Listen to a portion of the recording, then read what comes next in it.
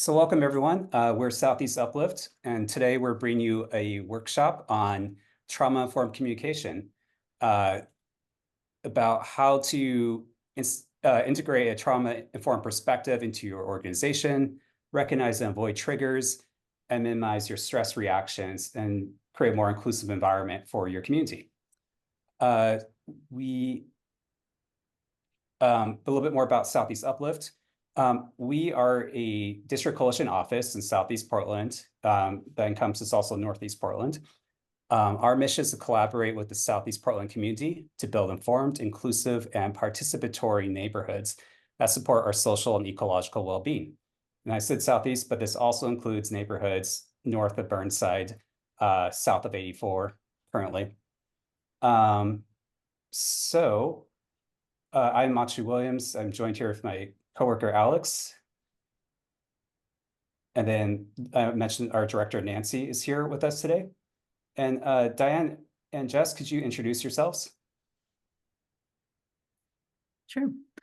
I am Diane Odeh. I'll describe my background a little bit later, but I'm thrilled to be here. I've been working with Southeast Uplift and other neighborhood coalitions to deliver trainings, and thank you all for attending today, or those who are watching this on the recording. And hi all, I'm Jess Homer. I'm coming to you from Maryland today, but Diane and I work together on several different things. I'm an attorney, and we have a slide about introduction, so we'll get to the full breadth when we get there. All right, well, let's go with starting the slides. Okay, sounds great.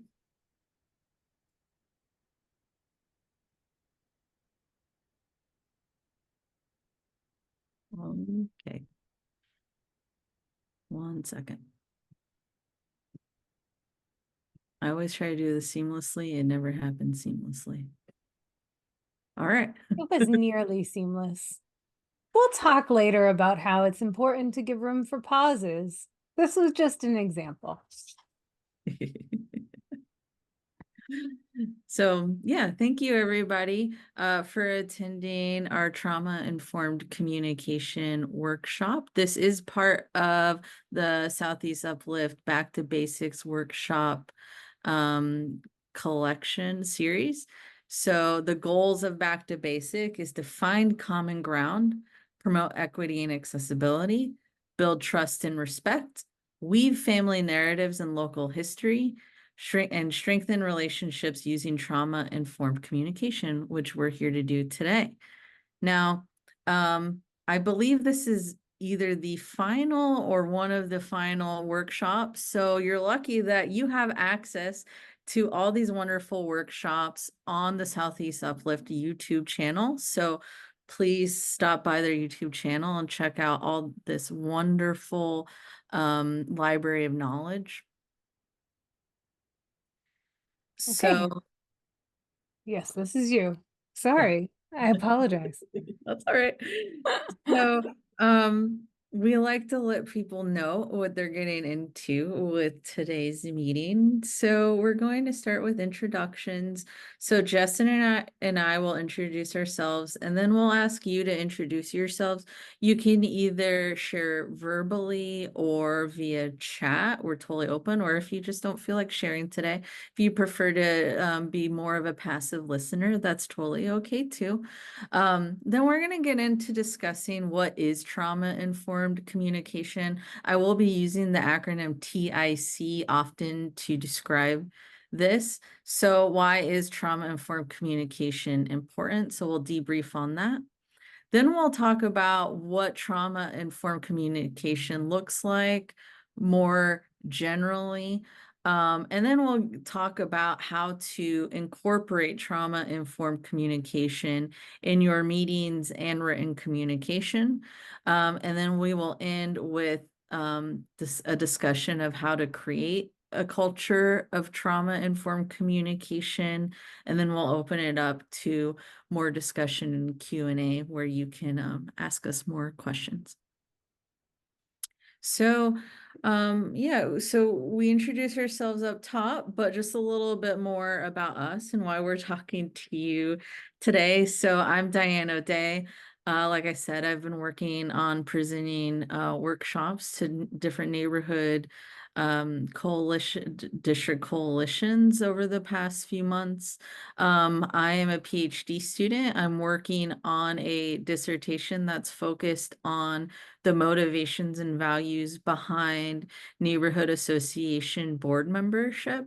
And also I work as a project associate where I regularly conduct program evaluation on organizations. And one of the program evaluations that I conduct is to assess organizations on how well they are incorporating equity and trauma-informed principles into their practices. Jess. Hi all, I am Jess Homer, and my background is I am an attorney. So I am a certified ethics and compliance professional, as well as an attorney who does employment law, and I do a lot of work with accessibility and Americans with Disabilities Act. So in the context of this, and why this area is so important to me is actually relevant to the fact that I worked in higher education for 14 years. And in higher education, at one point, I was a Title IX coordinator, which is the federal law that says you can't discriminate on the basis of sex in an educational institution.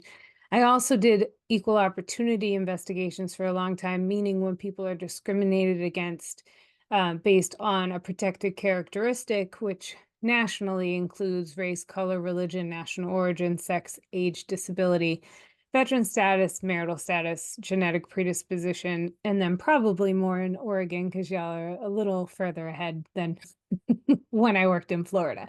But in those spaces, trauma-informed communication is particularly important because I was always meeting people at the worst day of their life, right? So I'm here to kind of talk about some of the more practical and pragmatic ways we use trauma-informed communication when we're dealing with really serious issues, but more importantly, how can we regularly incorporate this kind of discussion and work these kind of behaviors into our vernacular so that when we are faced with a situation and someone needs a little extra love and heart space, we do so more efficiently than kind of muddling through it. So that's what I'm here for today. I also I forgot to mention that. So yeah, Justin and I have both worked in very high stress situations where we worked with students who were in high trauma, high stress situations. So we also come at this workshop with that lens and that experience. It's how we became friends. So how about all of you? If you're willing to share, tell us a little bit who you are and what you're hoping to get out of this conversation today.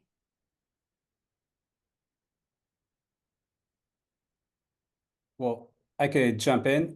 So we work with a lot of different populations and groups here, so it's always important to think about how our communications, are thoughtful and inclusive, and that requires a lot of like self-reflection and implicit bias searching to make sure that we're being thoughtful in how we engage the community.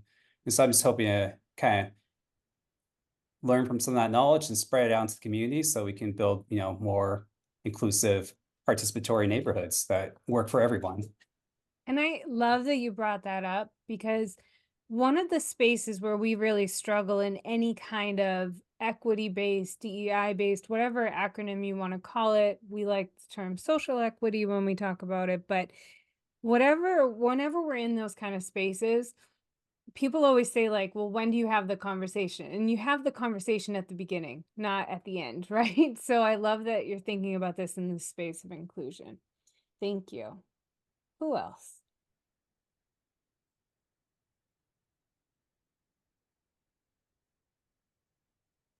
Yeah, if you have any thoughts or pressing questions, please feel free to drop in the chat too, and we could address them there too.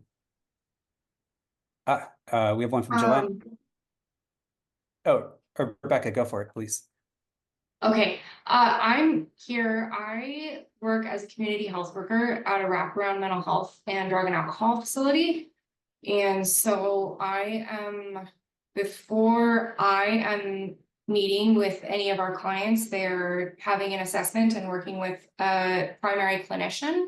But I think that it's very important for me to also understand how to communicate with people the most effectively, and not instigate anything that is going to be triggering for them in my communications with them, as they're, where this is a whole body healing process for them. And so I don't want to do anything to jeopardize that. And so I just feel like I could use a bit more education. I love it. Thank you. Yeah, of course. And it seems like, thanks, Joanne and Jacqueline. I'm so happy to be here with y'all. Okay, we'll make sure we keep these thoughts in mind. It's really helpful to us to be able to kind of target some of these conversations where it makes sense to bring them up. So thank you. So we are mostly focused on for the first half of this workshop, we're going to talk mostly about general like running meetings with kind of emphasis on like a community meeting. And then Jess will get into describing more organizational level trauma-informed communication. So definitely feel free, since some of you are from organizations, feel free to ask kind of more organization-specific questions as we move forward. Right. So when we talk about trauma-informed communication, I want to get us all on the same page as it relates to definitions. So when we talk about being trauma-informed, we're talking about recognizing that individuals can have a history of trauma that will impact the way they interact with the world. And it is important to understand that people, right off the bat, when we talk about trauma as a subject matter period, there are varying degrees of whether a person has decided or not to investigate their trauma response, right? And there are a lot of people, I would say that there are a lot of ways that we could say the whole world is going through trauma right now in this moment, due to various conflicts across everywhere, right? So I want to be clear that when we talk about this, we are talking about that a lot of people go through trauma every day in their lives and spend it without expressing it necessarily. But everyone, that trauma deep seeds in people, and how they respond to it is different and looks different in different places. So when we talk about communicating in a trauma-informed manner, we're talking about making efforts to reduce instances that can activate that trauma. And really the trick of this all is, if you just remember nothing else, is treat human beings as individuals, period, right? That's kind of the shortcut trick here, is treat people with care and concern and as if they have value. But how we talk about doing that is by incorporating changes in the way we communicate with each other. And we'll go through a lot of tips in this process. Certainly, particularly for you, Rebecca, as you work in an area dealing with people in different stages of mental illness crisis, there's continued trainings on this, and we're just kind of hitting into a piece of it. But what we want to do today is take some valuable lessons on communication. So that's our plan. So when we talk about having trauma information, trauma-informed principles, specifically what we're talking about is having a kind of an action set, a hierarchy of how we're going to look at what we need to handle first and what we need to handle wholly for other people. So the first thing that we look at is safety, and we'll come up through this a lot, but beyond everything else, the first thing we talk about is safety here. So in a very kind of polarizing example for for example, is fireworks during 4th of July, right? Everyone's like, we want fireworks because they're pretty or whatever, but veterans, people who have had loud noises that have desperately impacted their lives, whether it's gun shooting or anything like that, that can be very triggering for them. The debate then is this person's sense of personal safety more or less important than my wanting to see a visual thing, right? And that's the conversation that comes up every time. When we look at trauma-informed communication from this kind of principle-based lens, the first thing we want to think about is safety. And that's safety, which some of the slides we'll get into, Diane will get into, but that can talk about physical safety. Do I physically feel safe? Am I emotionally safe? Am I financially safe?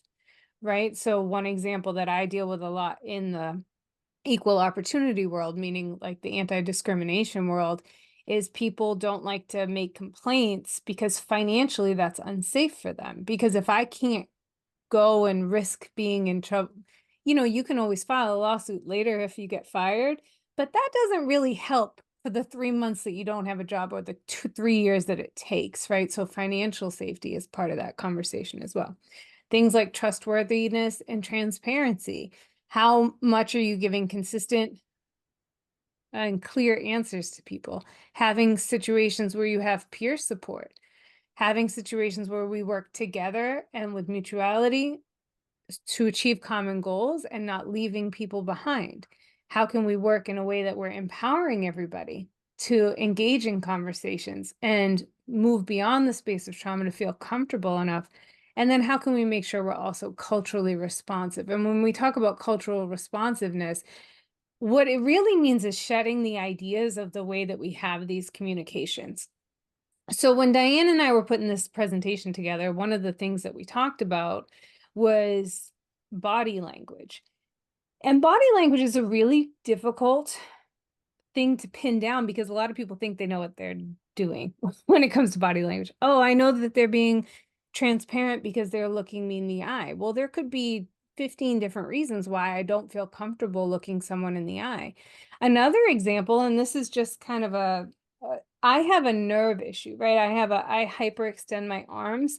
So in order to sit in a way that I'm not like physically hurting my nerves, I sit cross-armed. And to people that sounds like closed, right? She's closed off because she has that. Don't pay attention to the fact that I have actually a reason why I keep my elbows bent on purpose, because I hyperextend them if I lend them long. That's just like one person's issue, right? When we think about cultural responsiveness, we want to go broader than that, because we're talking about really what it is that our culture is rooted in patriarchal white supremacy. Many times when we think about what calls something a cultural norm. So what I mean by that is that if all the people who make the decisions on what normal is, what the word normal means, all look the same, then anything that identifies outside that space of quote unquote normalcy can feel like it's wrong, bad, untruthful, untrustworthy, because it doesn't fit into what societal expectations can be most of the time. So things like, if you're from a culture where it's inappropriate for you as a woman to be alone in a room with a man, and then somehow that makes it untrustworthy for you to like engage in the conversation, or the other way around, you just don't feel comfortable, so you don't engage, then your culture has somehow, because it doesn't fit into that space of normalcy, somehow stops you from feeling like you can be engaged. So all of these are, and we give you spaces at the end with some really good guidance for you to look up further things. But just know that out of our space today that we're going to talk about, these trauma-informed principles are going to be the pieces that we keep going back to.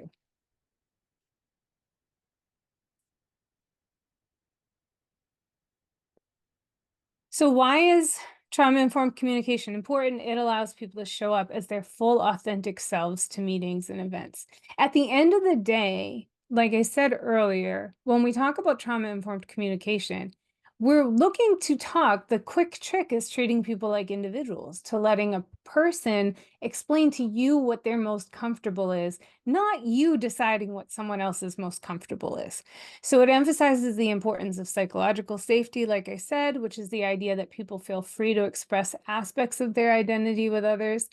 And it also fosters dialogue between community members by empowering people to speak up when they disagree, share their experiences, and feel included.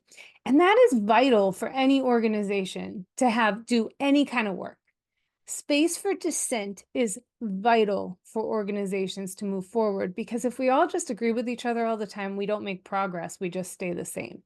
So making people feel comfortable and safe to be there is not only good for them, right? The touchy-feely, Jess is a yoga teacher and she wants to like everyone to hug and like each other, right? That part of me wants you to say, you should use trauma-informed communication because every person deserves to feel safe, period.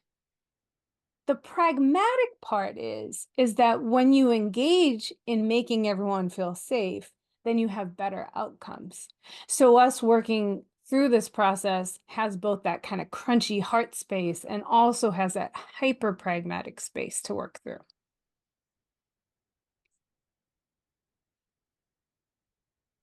So you may be wondering, well, what are some things that could activate somebody?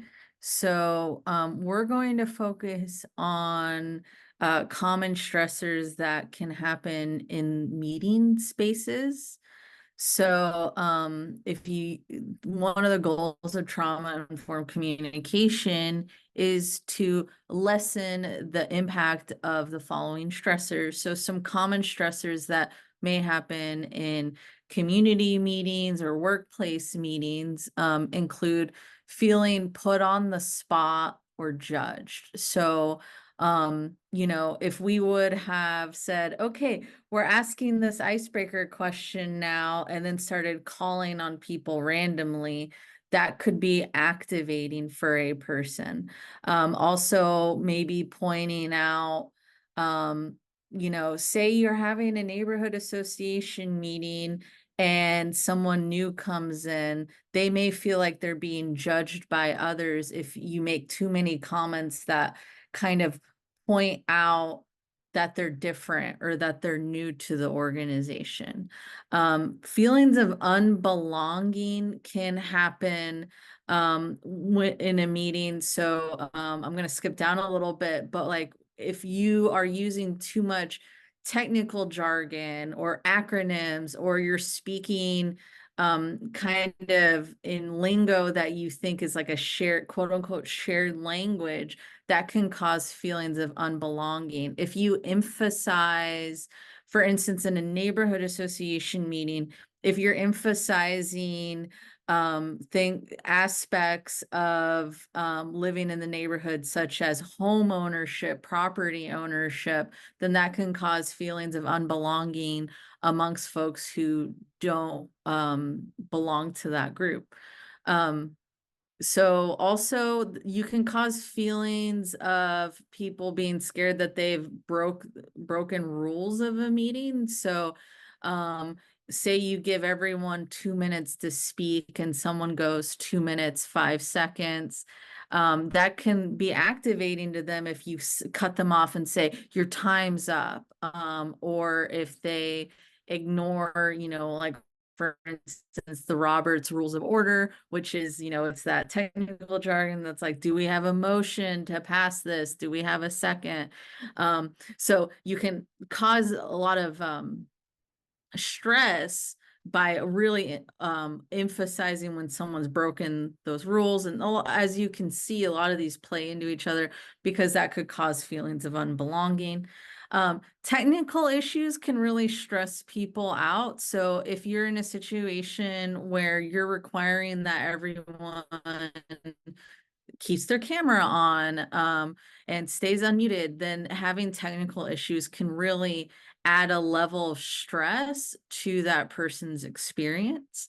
A lack of clarity or direction in meetings can cause stress. So if you're not clear on your agenda, or why people are meeting, or if you aren't sticking to your agenda, that can cause a lot of stress because people don't know what to anticipate. And for some people, the anxiety can really be activated when they're unsure of what to expect.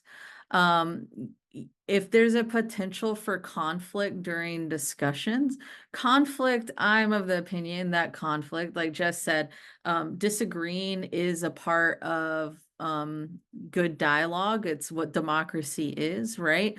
But that can be stressful if essentially if the environment is not created that allows for productive disagreement, as I would call it.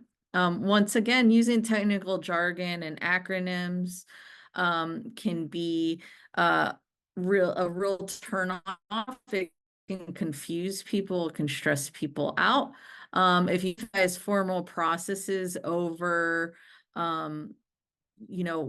an individual, then you might turn a person off or stress them out. So if you're overemphasizing something like the Roberts Rules of Order without really paying attention to what a person's saying, or if you're timekeeping too much, but and you're like cutting someone off when they're in the middle of saying something that might be important for the group to hear, that can be stressful. And assuming pronouns can be a stressor for people, and that can activate people. So if you assume someone's pronouns, and also so related to putting someone on the spot, you may have noticed that in spaces, people will ask you specifically to name your pronouns. And that's actually not a best practice when it comes to trauma-informed communication, because by asking somebody to state their pronouns definitively to a group could feel unsafe, and it could feel like you're putting them on the spot. So creating a space where people can share their pronouns if they'd like to is more important. So obviously understanding and using the correct pronouns is important, but not essentially, but you don't want to like force somebody to, you essentially don't want to force somebody to tell you their pronouns. So just keeping things neutral is best. So now we're going to talk about what does that look like, which I just kind of launched into a little bit. So like I said, it's going to look different. So we're focused mostly on like community meetings today, and a little bit of workplace and also some written communication, but it's going to look different depending on the context. Context always matters. But as Machu said earlier, it's important to just reflect and kind of reflect and understand your biases. So by engaging in efforts to do trauma-informed communication, you're making an intentional, ongoing commitment to ensure that your words and actions are reducing the likelihood of activating trauma in others. So some examples, so don't put others on the spot. So you don't want to make anyone feel like they're,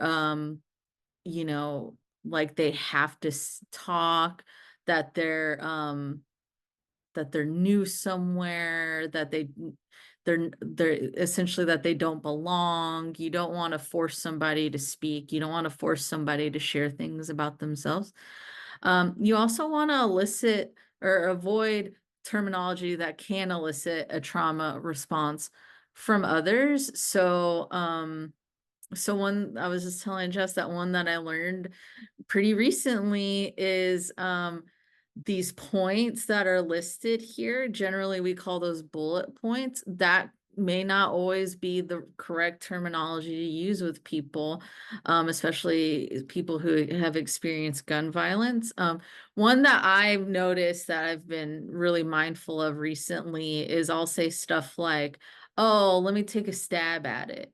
And I've been thinking about that, and I'm like, why am I why am I using terminology that has like violence kind of implicit in it? it sounds kind of silly. It may sound silly or foreign to kind of change the way we use euphemisms and things, but little things like that can start building up to creating a more inclusive and compassionate culture. And also trauma-informed communication. So Jess already talked about cultural responsiveness, but we just want to demonstrate cultural sensitivity in the way meetings are conducted. So a lot of the guidelines I have here are also informed by my education and knowledge in intercultural communication. So that's just kind of folded into this. And yes, Nancy, saying something like executing a contract can be problematic to people. And we say primary bedroom now. Like, so we're starting to change the way that we incorporate that language. And one of the things that always, when I have these conversations with people and people are like, oh, people are so sensitive, because we hear that a lot, like, oh, it's so whiny, so sensitive. Realistically, it doesn't hurt me to change my language to make you feel safe, right? It doesn't hurt me to learn a new word. Mhm. And that is an ego pull. You got to pull your ego out of the conversation a little bit, but it's important. Mhm. Yeah. And you may have noticed I'm using the term activating trauma. I have moved away from using the term triggering, especially because now it's kind of beyond the gun reference, just the way that that word is used, you know, like it's been used kind of disparagingly. And so just being mindful of the way you see how words are used or co-opted by other groups and kind of changing those is important to consider. So we're going to start by looking at what does trauma-informed communication look like during in-person meetings. Then we'll get into what it looks like in online meetings, because those can be a little different. There is some overlap. So like, don't read this and then if it's not on the online meetings list, don't think like, oh, well, I can't do that in the online meeting. These are also applicable to online meetings. But during in-person meetings, when there is a newcomer, you do want to greet them. So making sure that you greet somebody and welcome them and focus less on asking them like, who are you? Why are you here? You just want to give them a warm welcome. You want to you know, hey, what brings you in today? We're so glad you're here. You know, just having a general conversation when you greet them. So you also want to avoid assumptions. So you don't want to, like I said earlier, you don't want to assume pronouns. You don't want to assume anything about why someone's come to your meeting. You don't want to make any assumptions about somebody based on how they look, or this is a huge one, how they talk. So if somebody isn't speaking in a certain way, that doesn't mean that they're unintelligent or have nothing to add, you know, stuff like that. So you also want to make sure that you're describing the meeting process beforehand. So describing the agenda. So what the agenda looks like, what can people expect? That way you're leaving less room for surprise. And they know what to expect. You also, if you are using things like Robert's Rules of Order, you really want to make sure that you start by describing what that's going to look like. So say you need to take votes on something. So, hey, so we in these meetings, we use the Robert's Rules of Orders. This is what the process looks like, who in that room is eligible to vote, etc. You know, so like I said, I'm keeping some of this community meeting focus. So that's like for like an NA board, a neighborhood association board meeting. See, I just caught myself. I almost just used an acronym that maybe not everybody knows. So you also want to pause for 5 seconds when asking for input. So one thing I like to do, and I don't know if anybody can see me right now, but I just do it with my hands, just silently. I'll do 5, 4, 3, 2, 1. And it sounds silly, but it actually makes a huge difference. So related to cultures, there are some cultures that have there's something called power distance. So some cultures will have something called high power distance, where they just defer to the loudest person, the person leading the meeting. So if you ask for feedback and you just move on, they may just be more likely to defer to that. But if you stop and pause and listen and wait, that may make them think, oh, I can contribute, because you essentially are just carving out space. This also helps people who take a while to gather their thoughts. So people may not have it formulated in their head what they want to say immediately. So when you're pausing, you're really just saying, yes, I do want your input, and I am giving you space to give me that input. I use this, I teach college students, I use this with college students, and I can't tell you how many times I'm on 2 or 1 and someone will ask a question, and then that will start a round of questions. So it sounds small, but it's really important. You also want to demonstrate gratitude when someone shares information. So especially if someone's sharing something personal, or something that's more sensitive, you really want to show that you appreciate the effort and the labor, that what we would call emotional labor, that goes into that. You also, so sometimes people will ask, I've been in meetings where people will ask icebreakers, especially in the context of like a neighborhood association meeting, that focus more on asking somebody, well, how long have you lived here? Or asking things that assume that you own a home. And when you ask questions that focus on, well, how long have you lived in this neighborhood? You're basically emphasizing that some people are more worthy of giving their input than others. That may not be your intention, but if somebody's saying, well, I've lived in this neighborhood for 30 years and someone else has only lived there 6 months, that person who's only lived there for 6 months may feel like they don't have as much of a say. So instead, focus on icebreakers that focus on the individual, regardless of their relationship to others and things. And we have some example questions that you can ask. It's also important to keep your voice calm. So I am the kind of person, personally, who reacts very poorly to raised voices. When during a meeting, I have been known to kind of shut down when voices are raised during conflict. So it's always important to keep your voice calm, keep your voice even. Jess did mention with body language, you can't always demonstrate open body language, especially if you have a disability or for whatever reason. It's not always possible for you to demonstrate open body language, but as much to your ability, it's really important to demonstrate some basic elements of open body language, and I'll show you an example here in a second.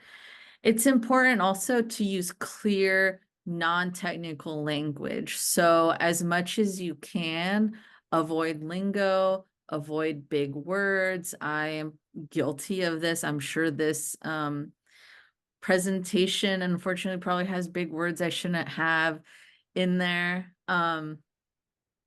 And the more clear you are, the less technical you are, the more everyone's going to be able to understand. And that gets into also avoiding euphemisms. That could be especially hard for English language learners to understand. So clear, simple language usage. Also, scheduling breaks. So when someone looks at the agenda, they should be able to see when there's a break. And unfortunately, I did not put when your break is. It's going to happen in about 2 slides, I believe. So sorry, I did not follow that one. And also it's important to keep time. And I wrote compassionately. So it's not always possible to just let someone talk and talk and talk in a meeting, right? Especially if you have an agenda. So it's important, especially if you have like public comment or you have presentations. It's important to keep time, yes, but it's also important to keep time in non-intrusive ways. So one thing that I've learned is interrupting somebody and saying, you have 1 minute left or your time's up can really make somebody shut down. It can really make someone feel shamed. It can make someone feel stressed out. So you have a few options for timekeeping. You can negotiate with each person, asking them what they prefer. Like, do you prefer that I tell you? Now one that I like is just a basic hand signal. So I don't know if you can see my camera, but like I'll hold up like a post-it note that says like 1 minute or 30 seconds or whatever. And so that can be a stressor for people, but it also, if you're keeping time consistently with everybody who's speaking, you're also demonstrating that you have compassion and honor for everyone in the group because everyone's getting equal time. I can't tell you how many times I've been in situations where other people are allowed to go on and on and on. Most recently, it was in a session that was an hour and 15 minutes long. And 3 of the 4 people I saw got to go for 20 minutes apiece, and they weren't stopped at all in their presentations. And then the last person only had, I think, roughly like 12 minutes, and he was verbally stopped. And so then that actually garners like feelings of stress in other ways, right? Because you're not actually giving equal time to everybody. So that's why it's important to do it in a compassionate manner. So I mentioned icebreakers that should be considered that focus more on the individual. So we have some icebreakers that you can consider, such as, what's one thing you wish people knew about you? I always love that one because icebreakers, like some people just want to tell you something that never comes up anywhere else, right?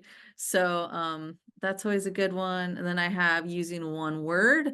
What are you feeling coming into this meeting? So that can just help you do a check on what's happening in your group for that day. Asking what would you like to get out of this meeting today, which is pretty much what we asked you. That can help you kind of figure out where everyone's priorities are at for the day. I need a typo, but if you could live in any fictional universe, what would it be? I would live with the Golden Girls, hands down. I wouldn't love the heat of Miami, Florida, but I would definitely live in the Golden Girls house. You know, Blanche has air conditioning. Oh yeah, they have air conditioning for sure. And then, one place-based thing you could ask that doesn't emphasize how long someone's lived somewhere or if they're a homeowner is, what's your favorite thing about Portland?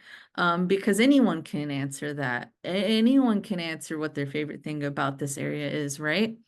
And then finally, this is non-exhaustive, of course, but what's the history behind your name? So this one could really help people talk about family or culture. So for instance, my middle name's Labiba, which is after my Palestinian grandmother, and I love to tell people that. So I always love that icebreaker, but it really breaks up it really helps people just open up about their identities and who they are.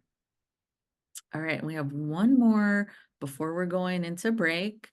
So here are just some general examples of open body language that you can show. So one thing to do that's not on here, but that I think is important, especially if someone's in an elevated state, meaning if they're showing a lot of stress, don't stand over them, meet them on their level. So if someone's really, or, so if they're sitting, sit with them. If they're standing and they're elevated, stand with them, but keep an open body language. As much as you can, like, this all comes with a caveat, but maintaining eye contact, practicing good posture. So kind of like facing them, smiling when appropriate, avoiding unnecessary movement. This can be really important in terms of trauma-informed actions, because you don't want to make someone kind of like freak out because they see a sudden movement in the background, that can make them feel unsafe. Keeping an open stance. So keeping yourself open when you're listening to people. Avoid crossing your arms. That Unless one, you're like I Jess. said, Jess cannot do that one. But It hurts. but typically the idea is that crossing your arms serves as a barrier, and it shows that you're not interested in somebody. That's not always the case, right? And showing nonverbal cues like nodding to show interest or that you're listening to somebody is really important, especially if someone's sharing something really important or really sensitive. You want to make sure that you are showing some kind of indication that you are listening to them. And with that, we're Hold on going one to second on that, Diane. Can I just add one thing? Yeah. And so in this space, right, a lot of these things, and just like Joanne had kind of brought up, come with this expectation of able-bodiedness and really being kind and understanding. This is how I want you to look at it. Look at it like what you portray to someone else, not about what they're portraying back to you, right? Trauma-informed communication is about you creating safe space for someone else. So I'm going to do my best to be open. I'm going to do my best to look at you directly. If you're shifting your eyes away from me, I'm going to do my best not to do that. It's all about how you portray to someone else. This isn't a trauma-informed communication, really important. It's not about figuring out whether someone's trauma is valid. It is about, are you creating an open enough space, an open enough line of communication to make people feel comfortable? So whatever you need to do to physically create a space of comfort without causing yourself harm, that's what we're looking for here. Does that make sense? So if you're talking to me and I'm like this, that has nothing to do with how you are communicating with me, right? And in all these spaces, when we talk about inclusion, when we talk about dealing with difficult people, whatever session you attend by Uplift, right? Whatever session you attend, at the end of the day, we cannot control how other people are going to behave, but we can control the space and response we're providing them. So that's really what this is about. While a lot of them seem a little able-bodied, this is the best one we could find, unfortunately, because it's just not out there. But okay.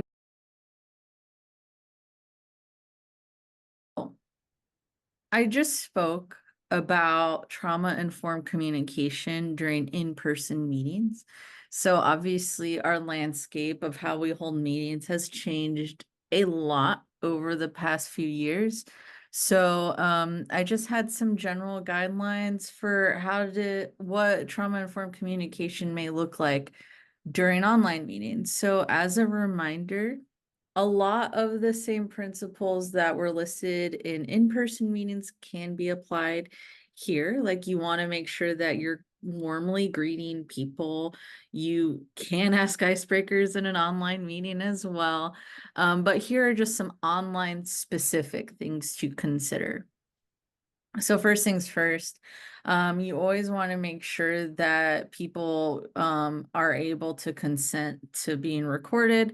Zoom automatically makes you say yes or no to being recorded, but as Machu demonstrated earlier, making sure that people know that they're about to be recorded. So not everyone wants their image online. I work with somebody who will turn everything off if a meeting's being recorded for those reasons.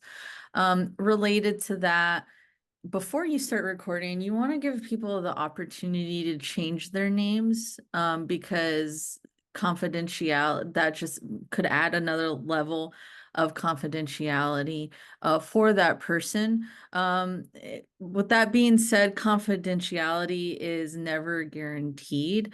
So you have to really make sure people know that. You know, in the context of this meeting, it is posted on YouTube, right? So whatever you say here is not going to be confidential. If you're recording board meetings, those might be shared out. So making sure people know that so they can adjust what they share accordingly if they don't feel comfortable with that. It's always important to provide captioning when you're running an online meeting. We also want to make sure that we're always allowing the option to participate via chat. So related to that, always make sure you're allowing participation with the video off. So you never want to force people to engage with video on. You never want to force people to speak because those kinds of actions can activate people and make them feel put on the spot. So that's why we're happy to have people just type out their thoughts if they want to participate. And like we said, you can also just be a passive observer if you'd like. So it's also important to stick to agenda timing. And if you are making adjustments to your agenda, make sure to name that and clarify to people, okay, so we spent about 20 minutes on this agenda item. It was set for 15. So we're going to take about 5 off this other agenda item. You also, related to agenda timing, I've been in several meetings that go over time, the allotted time. So you always want to also pause and say, we really want to honor everyone's time. So if you need to leave, feel free to leave now. If we have other questions, we can discuss, but you never want to make people feel like they're beholden to your meeting past the event time. You also want to design multiple options for feedback. So the use of polls is a great opportunity to get feedback in a non-intrusive way, getting feedback via chat, asking people to talk. Some people like to talk, right? So you don't want to shut people down from being able to do that either. And also demonstrating non-verbal affirmations. So me personally, I like to smile and nod. If someone says something I really agree with in a meeting, I'll do this where I'll tap my nose to say like spot on, or I'll point and be like, yeah, I really got into that during I was in class. I took classes during the pandemic. And so anytime I agreed with someone, I was like, yeah, you're right. Just so they see me. But you've noticed in the chat, for those who are writing in the chat, there are different reaction buttons that you can use. And so I am big on using reaction buttons in the chat to let people know that they've been heard and that I appreciate that they contributed. So that's another online nonverbal affirmation that you can demonstrate to people. Hey, Diane, real quick, can we talk a little bit about giving some more whys to this? Yeah. And so I do want to say that we're learning about trauma-informed communication, and I understand that I more bluntly talk about major crisis issues than most people just because of the normalcy to which I have to deal with them. But just as I think a lot of times when we talk about this subject, it can be confusing for people because they're like, why? Why does it matter? So, for example, if you were a person who was a victim of stalking, you wouldn't want your name to be on an online form. And for some of you, you're like, yeah, we know, Jess, that's why they said that. But I want to be clear that that is like a legitimate safety concern. All of it kind of comes back to the safety concern space. So, within this presentation, we don't specifically outline like, hey, a person who dealt with a major traumatic event might feel this way. But I just, as you were talking about those, I thought I wanted to kind of call out some of the reasons why that we would want to be concerned about this, and we would want to think about people's safety in this. When we talk about something like, one of the things that when we talk about compassionate timekeeping, for example, one of the spaces that you would need that is that what if a person, Diane covered it about how like sometimes it takes a second to get your thoughts together and get those words out. And she also talked about language, and if English isn't your first language, it might take a minute to get those words out. But if you have something like a stutter, then a time thing would completely prevent you from speaking. So do you have a conversation in the beginning where you say, if there's a reason why 3 minutes is not sufficient, please let us know ahead of time. Can you put that in your communication ahead of time? And really, again, what we're opening up is space for people to allow their personhood to exist in all of these spaces. So Diane gave a great example, like that she's someone who turns off when people start yelling. That's a really good example from anyone who's experienced. Like some people just don't like yelling, right? But if you've dealt with the situation where you've dealt with violence or something like that, that can be really intimidating.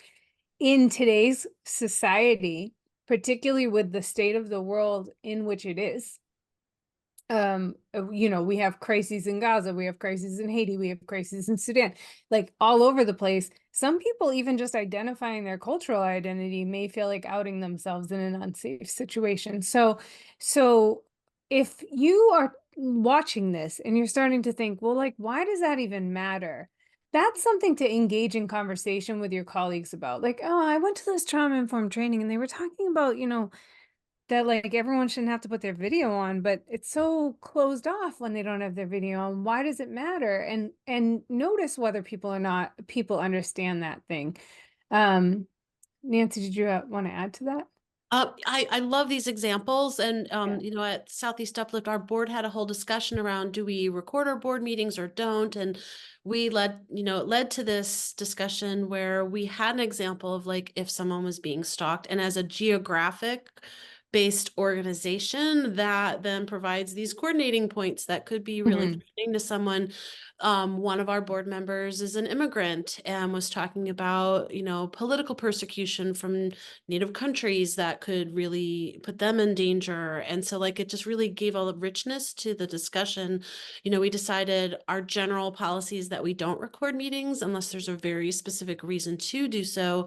But one thing, because our meetings are public, we also went a step further and said if there's anyone in the meeting that is planning to record it, which someone could, we ask them to make that known so that there's that transparency within the group. And then if someone wants to turn their camera off or change their name or something, like our board members know there's that expectation that we're generally not going to record it. But we also then putting that out to anyone that is potentially intending to do it. It's just an extra step that avoids an unintended consequence from someone that might just be doing it themselves. Right. And that's an excellent example, because a lot of times there's a lot of potential conflict in these kind of decisions, because on the other hand, having a recorded meeting is good for someone who has like processing disorders or has some kind of disability they couldn't physically get there, or whatever the reason is. And then recording is beneficial, right? So what are some, like, we have space to think so creatively, and so many organizations, and especially, I know that this is the accessibility lecture, you have that in your space, but oh yes, that lessons learned, not stories shared is like I love that line.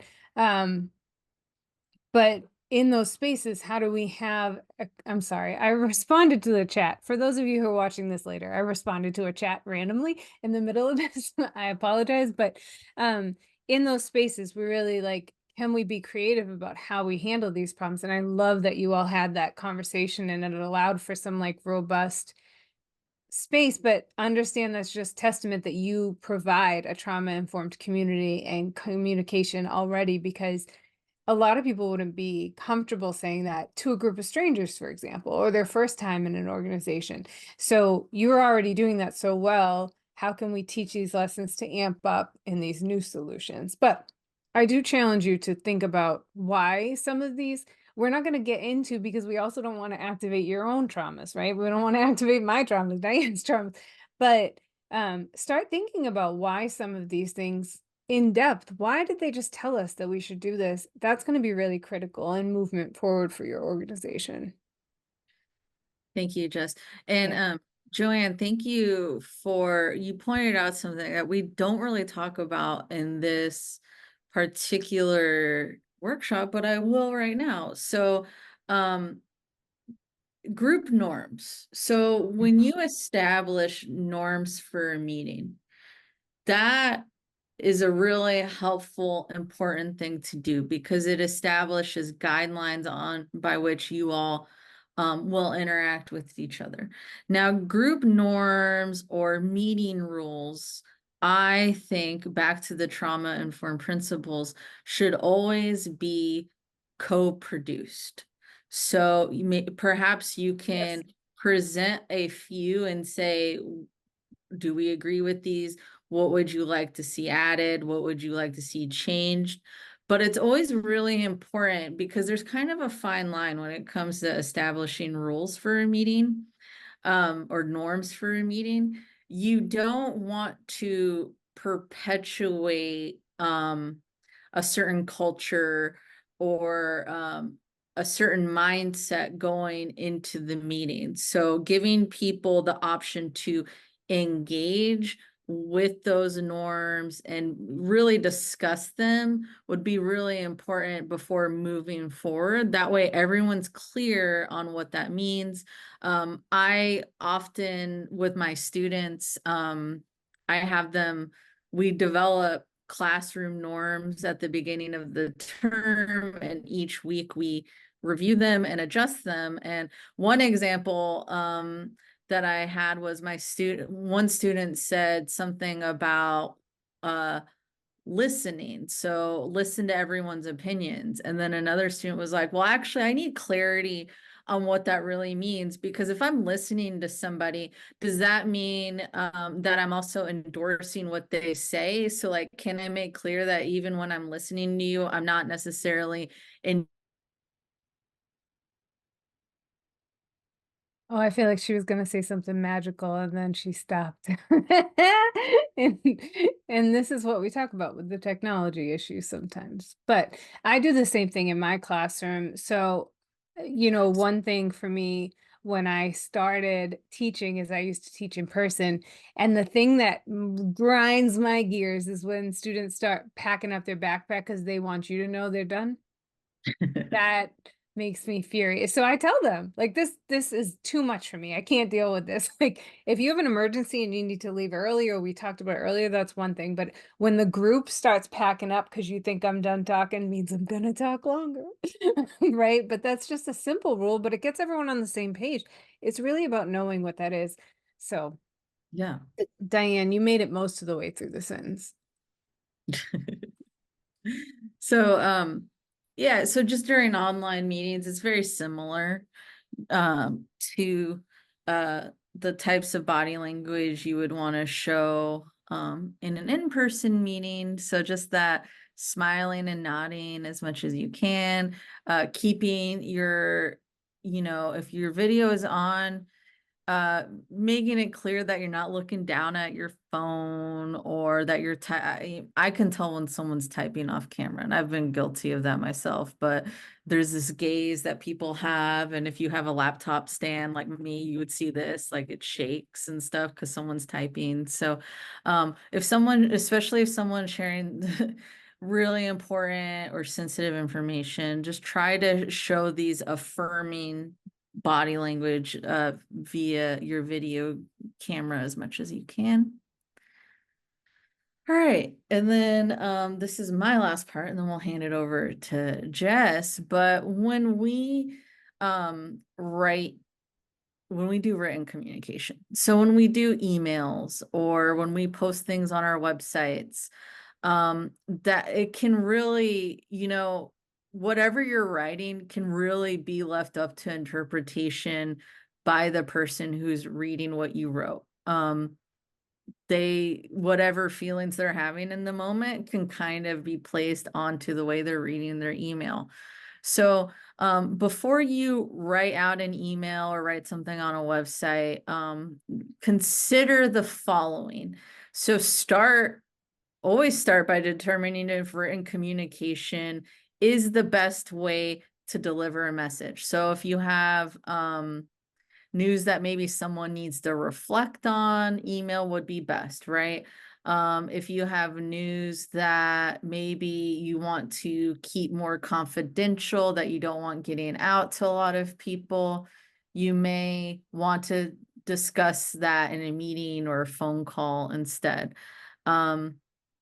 Before you start your email, this may seem simple, but use salutations. So offer some kind of greeting. So saying hello or dear such and such or good morning. Using salutations it emphasizes warmth to the person who you're writing to. Also, it's important to reflect on the power dynamics at play. So if you're somebody's boss and you're writing an email, if you're maybe some phrases you're using could be taken the wrong way. If you're writing things in a dry, declarative way, it may seem aggressive, more aggressive than you assumed. If you like, for me as an instructor, if I have a student who emails me, if I just write out an answer very quickly, that's just more like matter of fact, I worry that can be taken as, like in the wrong way, that maybe a student thinks that I think that they're not smart or something. So I'll try to start with, hey, thanks for your email. That's a good question that you asked. Here's the answer. So instead of just saying it's in the syllabus, check it out, or you'll find this under module blankety blank, I'll say, hey, and I'll validate them because I am aware of the power dynamics at play. Keep your information fact-based and relate to that. Avoid editorializing. So you don't want to infuse too much of your own emotions or your own feelings about something into an email, especially if you're delivering news. You just want to keep it simple and to the point. Explain your intentions. So start your email by saying, hello, such and such. I am emailing you today to share my thoughts related to the, I'm here to share my thoughts related to the new capital project plan. These are only my thoughts. I welcome others, but this is how I'm feeling about it, or something like that. And be as transparent as possible. So, explain why you feel a certain way, explain why you're delivering that information the way you are. You just aim for transparency as much as you can anytime you're communicating with somebody. Jess, do you have anything to add to this one? Yeah, I think that our positions will also change how this works. So like as an attorney, I'm very intentional with what I put in writing and what I don't put in writing. And when I worked for my last institution, I was like the queen of making things a public record on purpose. Oh, I disagree with this decision, but that's just me being a little bit of a rabble rouser in an institution that had policies I didn't agree with. But it is important to also understand positionally. So like with Rebecca's job that she shared with us, there's probably very specific things that she can't put in email. Just always assume that this is going to be shared, period. Like it is, someone's going to screenshot it, someone's going to send it, whether it's good or bad, it will probably be shared. Not giving you legal advice, just giving you life advice.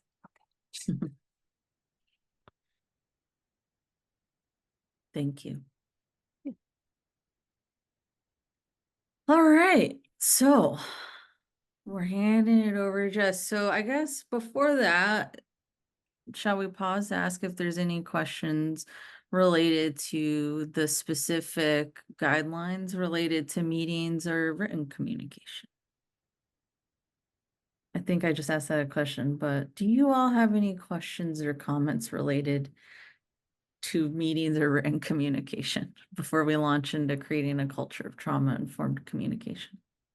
So I love this, like embedding into the culture, having like ground rules and clarity on process and decision making and what things mean. What are your thoughts on when you have like someone that continues to power through in these like community settings and instigates like traumatic situations repeatedly? Like what kind of advice would you provide in that context? So like I have within some the thoughts. meeting, Yeah, like at meetings typically. so if it's repeated behavior or like, are you asking how to intervene within, like in the moment or? Well, yes, in the moment, you know, and like Okay. at what point, if it just continues, like what other options do you have? Mhm. You know, I think that this is really one of those very good spaces for, oh my goodness, I'm not going to remember all the D's in bystander intervention models, but like you can distract, you can, you know, kind of hit all the, I would look into bystander intervention models for immediate response. I also think it's good in an organization, particularly among the leadership, to evaluate whose strengths are in the room. So for me, I'm someone who's a very quick thinker and will quickly tell someone to stop when I see it going astray.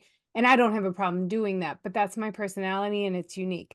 So it doesn't matter who the person is in the organization, but if you have kind of someone like that, that you can utilize those skills, particularly if it's continuous, I think that that's an important person to pull out.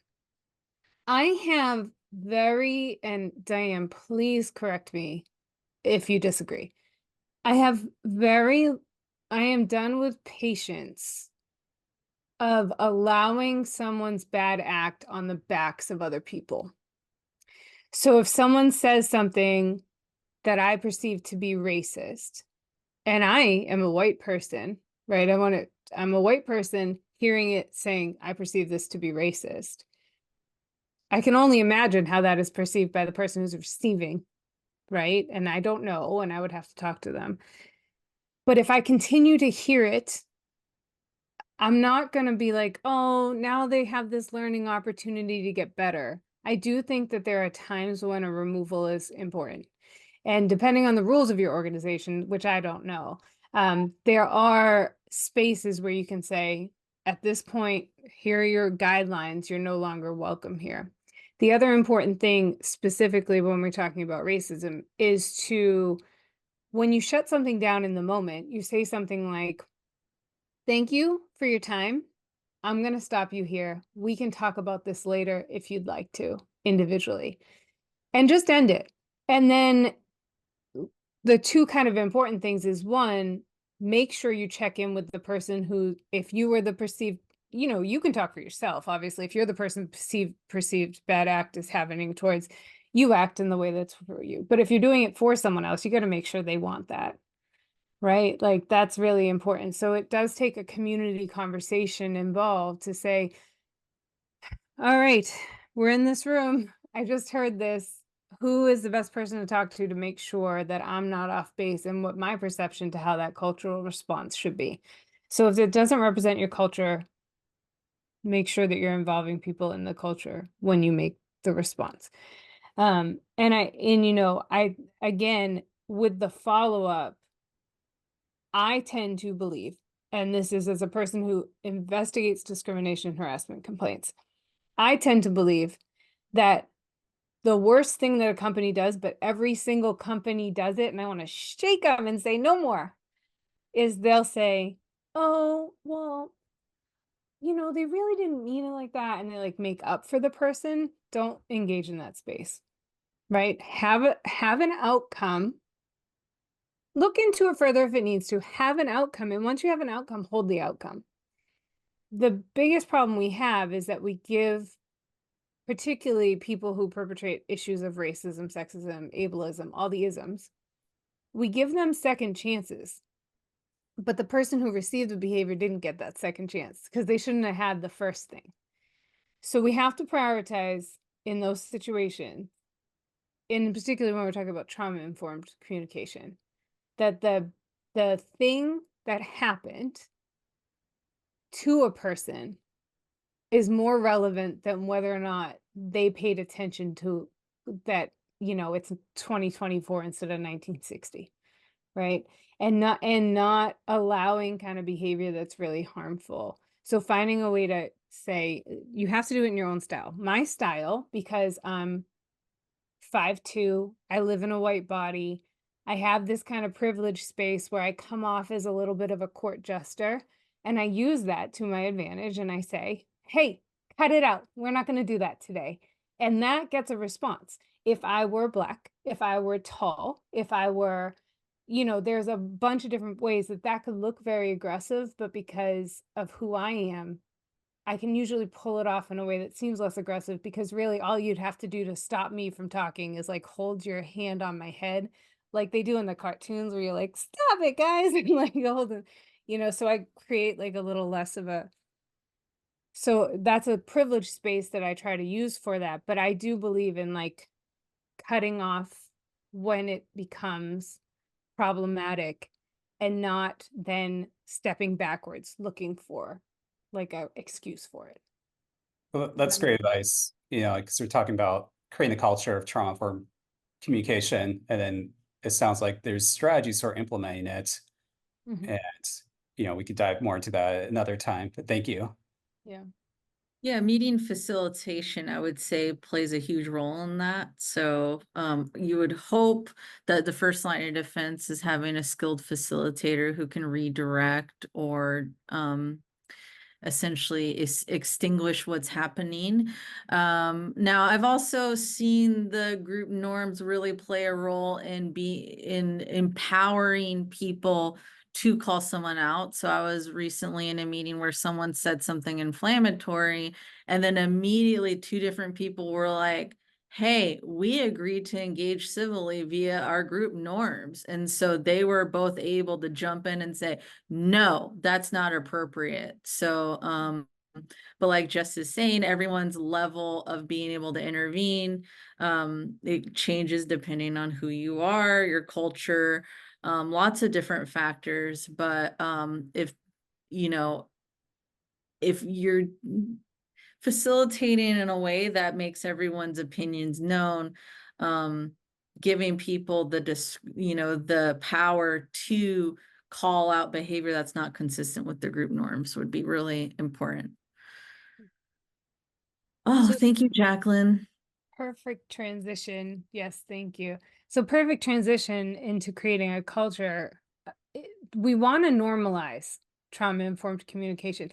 And again, all of this comes down to a very, very simple idea that other people's experiences are their experiences, and you don't get to choose the value that's placed on them.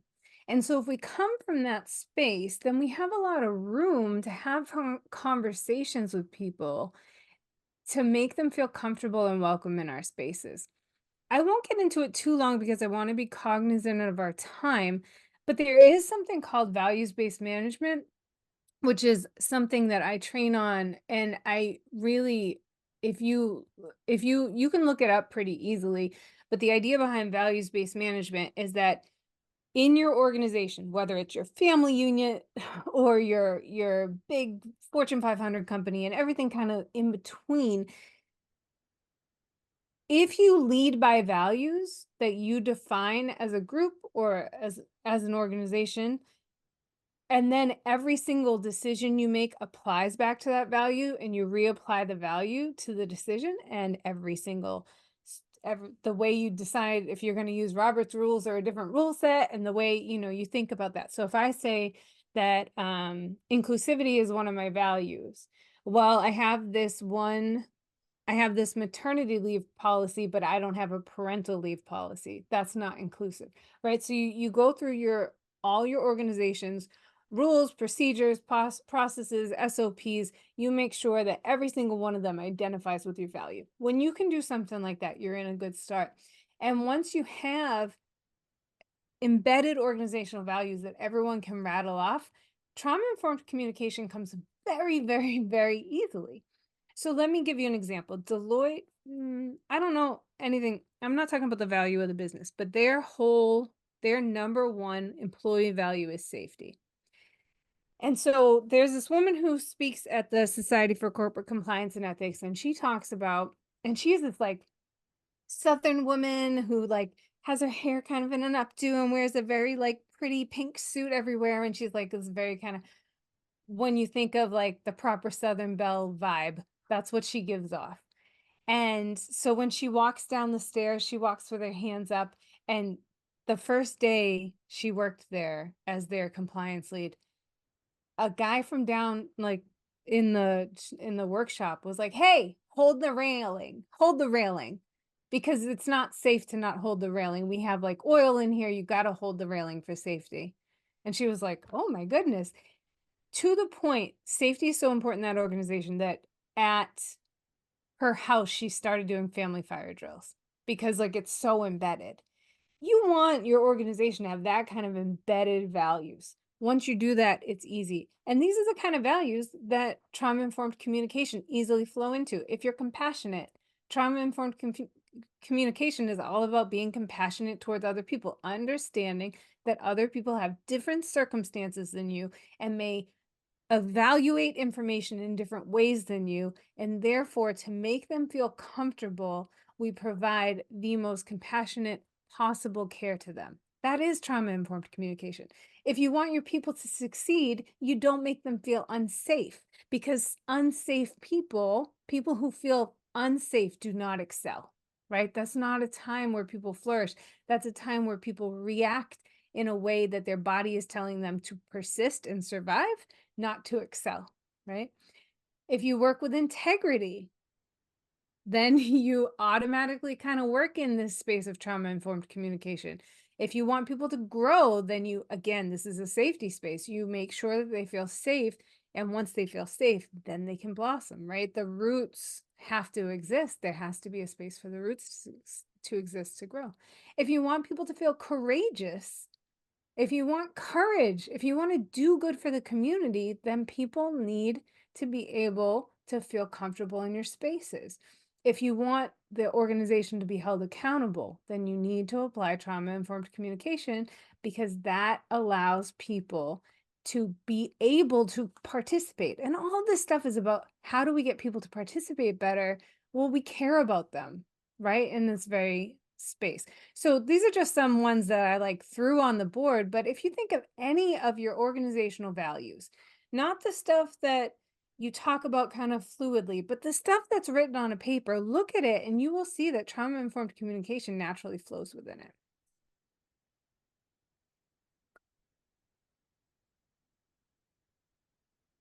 So some things to think about as we're creating this culture: start to think about flipping a hierarchy on its head. So one of the biggest problems I see in organizations from an employment lawyer standpoint is that organizations don't hold bosses to the same rules as they hold the janitor, and they should all be held to the same rules of behavioral conduct. So that is really important. And why that's important is because a person, say I'm someone who's dealing with a lot of trauma and and someone who yells, for example, is very difficult for me. In most organizations, if the janitor starts yelling at somebody, they get fired. But when the boss does it, it's just them being direct. So flip that on its head, because the boss actually, in my opinion, the boss, the executive director, whatever that title, the CEO, whatever that title is, they should be held to higher standards than the rest of the employees. That's my soapbox moment. I'm asking that everyone starts thinking like this. I think it'll be better for everything else. Then provide the whys to your staff without outing folks. So for example, we've already talked about stalking, so we've already kind of opened that can of worms. How do we say, hey, we're not going to record our meetings anymore because we have some people with safety concerns? That's all you need to say. It's not actually their business any more than that. Actually, you can just give the declaratory answer after someone expresses safety concerns. But if recording is needed, like for example, for disability reasons, then instead of people's names, just have them type a random letter. And then they can email you for attendance purposes. Jessica Homer wrote E. right? Or whatever it is, or some 4-digit password or something like that. So but your staff will want to understand this. And that's why I encourage you all to like think about, we've given you a lot of tips on how, but we haven't told you a lot of whys. So start thinking about opening dialogues for whys. And then always do not assume, one, that everyone thinks the same way as you do. They do not. I promise. I'll give you a perfect example. I asked my students to define the word equity. I teach in a business school. So they were like, it's the amount of money, blah, blah, blah, blah, some technical definition of like equity in a company or whatever. And then I had some of them that like know what I do. So they like, oh, it means that there's a sense of fairness and, like different starting points and, those kind of things. But that's a really good example. Ask your group, if you're talking about inclusion, what does inclusion look like? Because does inclusion mean every single person is involved, or does inclusion mean every single person has the ability to feel comfortable and involved? And then once a person like breaks the barrier for another person, to Matthew's question, right? Once a person ruins that for someone else, then they're no longer, and it's still inclusive by doing that. So not everyone thinks the same way you do. Not everyone grew up in the same way that you do. Not everyone's norms are the same as yours. And be okay with not being right in those situations. I think that the best quality for me, the people that I look for in my life to surround myself with are people who are okay with getting things wrong. That's a super important value to me, because you have to know that not everyone, the way you do things is not always the right way. Similar experiences, do not assume that similar experiences always have similar responses. So I will say, I have a really good example. I don't want to be activating for anyone. So understand that, like, think about some time in your life that you had to react quickly. And then after it was over, you were like, what the heck did I just do? Why was that my answer? Even like a funny thing, right? We've all gone through a time in our lives where we have acted in a way that we did not expect we would act. That's how everything is. So trauma particularly, there are some people who face violent acts and that makes them recede. There are some people who face violent acts and that makes them violent. You know what I mean? And there's no way to know which way someone's going to go. And you don't even know which way you're going to go until you're in that situation. So you cannot say like all people who have experienced X feel Y. It's just not the case. Everyone handles things different. And never assume that your opinion is more important than someone else's lived experience. One of my favorite quotes is treat people like human beings instead of human doings. Know that each one of us has a different response, a different life story, a different way of looking at things, different gifts, different deficits. We all are different. And if we don't pay attention, if we don't like embrace that part, then we're not going to get any of this. Again, trauma-informed communication has books and books and books and psychology and all these different pieces to it. But the main point is treating people for their individuality, responding to what people need from us instead of pushing our stuff on them. The basic kindergarten rules that we learn, that's how you create a place where people feel comfortable. We share, we don't steal, and we don't hurt anybody, right? We don't touch. So that's it. Here's some resources that we have for you, just to kind of, oh, my bad. Just to kind of learn more. So Trauma Informed Oregon actually offers a few great free courses on incorporating trauma-informed principles into your organization. And the Substance Abuse and Mental Health Services Administration has a pretty extensive report on how to incorporate trauma-informed principles as well. So thank you all.